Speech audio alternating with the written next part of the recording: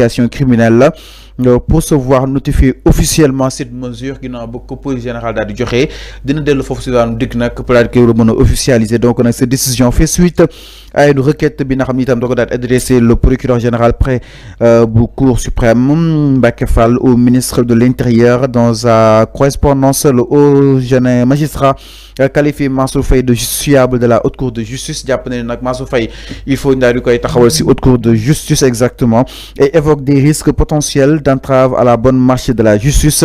maanaam su demee Arfan mën na am ay risques ñu bañ ko gisati wala kon topp gi war a mën a li nga xam nekk moo di takk suuf. en tout cas donc dans le cadre de l'enquête ouverte sur la gestion Covid-19 Mansour mënul génn réew mi moom le ministre de l'Intérieur daal di bind tamit li nga xam nekk moo di waa suprême. donc pour préserver l'intégrité du processus justiciable en cours, le procureur a donc sollicité une interdiction de sortie du territoire national. Le ministre de l'Intérieur a accédé à cette demande en soulignant un arrêté qui sera formellement communiqué à l'intéressé dans les prochaines heures.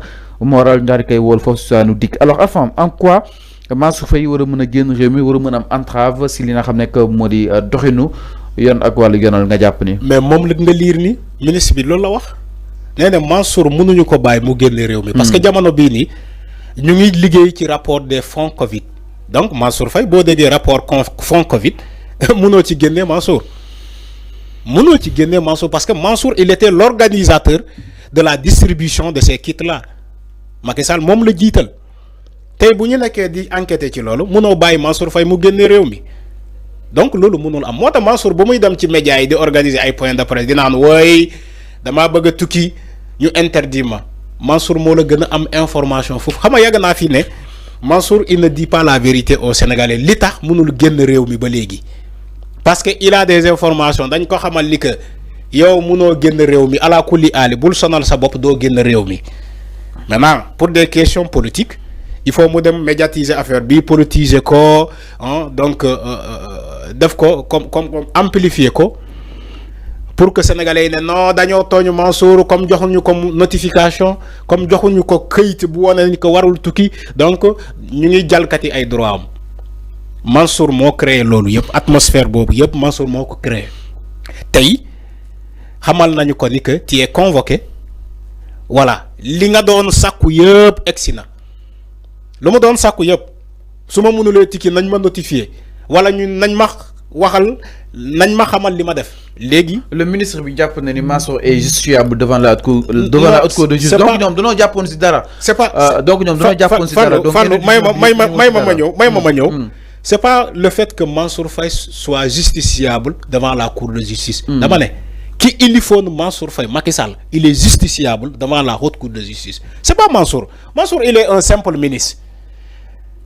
mais le président de la République dans l'exercice de ses fonctions Macky Sall il est justiciable loolu laa bëgg sénégalais xam ko aujourd'hui Mansour Faye la ñuy wax Mansour il est justiciable devant la haute cour de justice.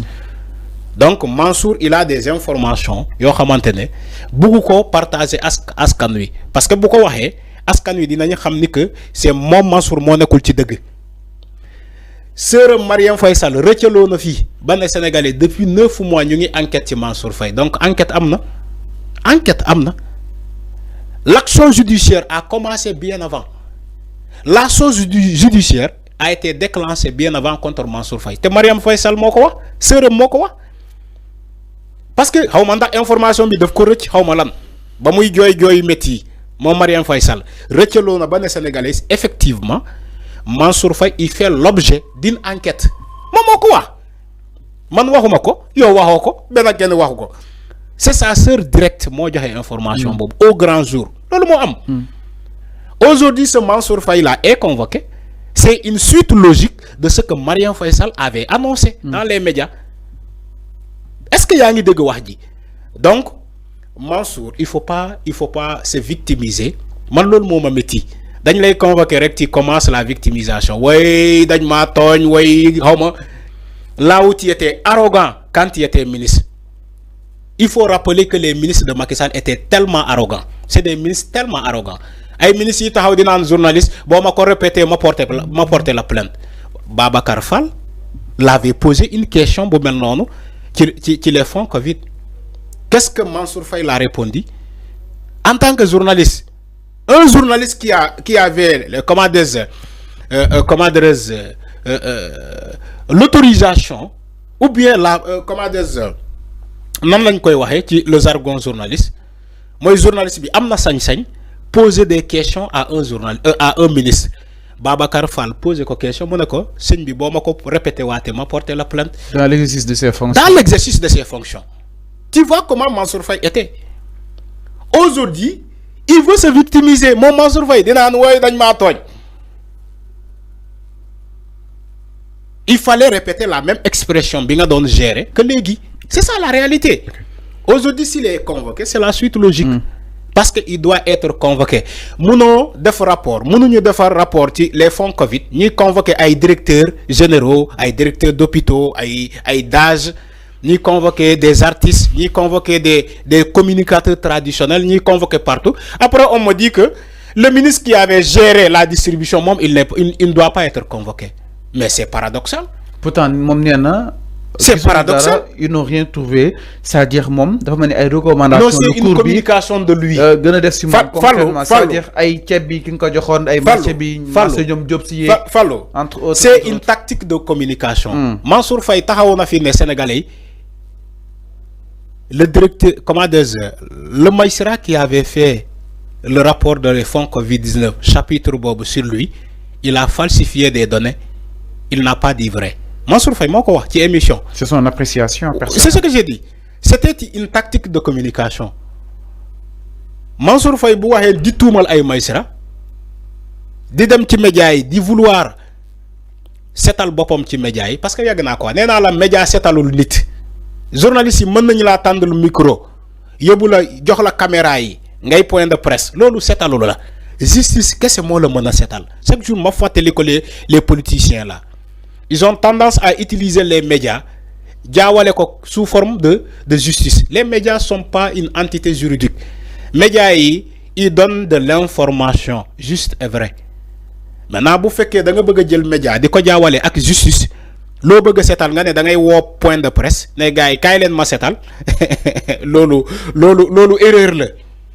Il y a des informations que tu devais même conserver et ne pas dire dans la presse parce que yooyu boo ko waxee mën na laa sànq mën na laa dugal parce que ñoom en réalité dañuy bàyyi xel ci ces genres d'informations là que ça soit Mansour Faye et les autres opposants et les autres politiques. Mansour wax na fii ay wax ci point de presse am passé tey bu ñu ko convoqué il va pas répéter ce qu'il a dit dans la presse. Je sais que il va pas répéter ça du ko répéter parce que ñoom ñii yëpp di dem ci presse bi di wax lu leen ne képp ku jàkkaarloo ak enquêteurs yi beneen version ngay joxe pourtant bu ñu demee ci presse bi dañuy fëgg seen dënn dinaan defuma dara nañu dem saytu partout du ñuy gis dara man xawma lan c'est une tactique de communication pour gagner la bataille médiatique. Mais tu ne peux pas gagner cette bataille médiatique au niveau de la justice parce que la justice ne communique pas. La justice xam nga lan lay def ils apprécient des faits des preuves buñ la tuumalee ne waa ji yow yaay diw nga ne waaw ñu ne la dafa am une affaire te concernant rapport wax na lii ak lii ak lii ci yow loo wax yow la ñuy déglu ba xam bu ñu paree ci yow ñu ne ba xam rapport bi lu mu am ak yow li nga wax ba xam ndax am nga ay preuves justice loolu lay doxee mais justice du la tàndu micro mu ne la woy Fallou je t'écoute waxal ci micro bi. C'est pas comme ça. Alors, enfin, par rapport à Kamiru qui n'a pas Baba Amdi, autant que pour moi, Mansour